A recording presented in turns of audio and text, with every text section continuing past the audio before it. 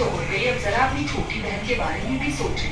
अभी से ही रिश्ते देखना शुरू करूंगी, तब जाकर कोई लड़का मिलेगा। और तुझे तो पता है हमारे घर के हालात कैसे हैं, तो उस हिसाब से कोई लड़का ढूंढ दे। ठीक है, मैं ढूंढ दूंगी, लेकिन इस कलो से शादी कौन करेगा माँ? आई मीन ये इतनी सुंदर भी नहीं है, मुझे नहीं लगता इसके लिए कोई गरीब लड़का भी तैयार होगा। फिर भी ट्राई कर लूंगी। अब मेरी बात अलग थी, मैं इतनी सुंदर बोली थी तो आपको अच्छा दामाद मिल गया, अरे शादी का क्या होगा भगवान ही जाने। बस कर प्रीता, अपनी बहन के बारे में इतना बुरा भी मत बोल। जो बोला है ना वो काम कर देना। क्या हुआ माँ, आप दीदी पर इतना भड़क क्यों नहीं है? क्या बताऊं तुझे, मेरी बहन होकर तेरे बारे में अजीब अजीब बातें कर रही थी। वो मेरी बेटी है तो तुम भी तो मेरी ही बेटी है ना। छोड़, पंडित जी से मैंने तेरे लिए रिश्ता देखा है, वो कह रहे थे कि कल आने वाले, तो तू अच्छे से तैयार हो जाना। ठीक है माँ, पर आप जानती है ना मैं सांवले रंग की हूँ, इतनी सुंदर नहीं हूँ कि कोई भी मुझसे शादी करे। तो इतनी भी बुरी नहीं जितना खुद को समझती है, और भगवान जी तो सबकी शादी कराते हैं, मेरी भी हो जाएगी, वो भी बहुत अच्छे लड़के से।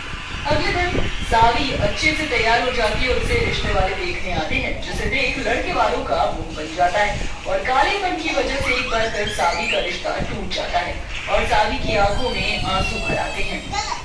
माँ, मैंने कहा था ना, मैं बहुत बेकार हूँ, कोई मुझसे शादी नहीं करेगा। वो हमारे जैसा गरीब होकर भी मुझसे शादी नहीं करना चाहता। तुम चिंता मत कर बेटी, तेरा रिश्ता जरूर होगा, तेरी बहन भी देख रही है ना। सावी बिटिया, चिंता मत करो, मैंने भी किसी से रिश्ते की बात की है और थोड़े पैसे जमा कर रहा हूँ, कोई ना कोई तो शादी के लिए लड़का तैयार हो ही जाएगा। नहीं पिताजी, मुझे दहेज वाली शादी नहीं करनी। मैं जानती हूँ आप मेरे लिए कैसे 100 रुपए कमा कर 50 रुपए आप मेरी शादी के लिए बचा रही हैं। मैं आपको इस उम्र में इतना परेशान नहीं देख सकती, मेरे दहेज के लिए ज़्यादा तकलीफ मत कीजिए। सावी ये कहकर अपने कमरे में चली जाती है। यहाँ सावी के काली रंगत को देख 4 लड़के वाले रिश्ता टुकरा चुके थे और वही प्रीता बहुत सुकून के साथ अपने अमीर ससुराल में मजे मार रही थी। अरे मैंने बोला था मेरे लिए स्ट्रॉबेरी शेक बनाकर लाना, तुम ये क्या बनाकर ले आए हो? दोबारा बनाओ, ये मुझे पसंद नहीं आ रहा है, और मेरे एसी का टेम्परेचर बढ़ाओ, मुझे गर्मी लग रही है। जी मैम साहब, वो शाम को क्या बनाना था?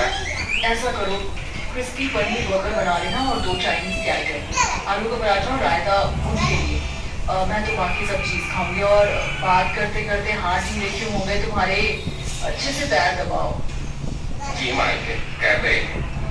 अब ठीक है, अब जाकर पैरों को राहत आई है। कितने मजे की जिंदगी जी रही हूँ मैं अपने ससुराल।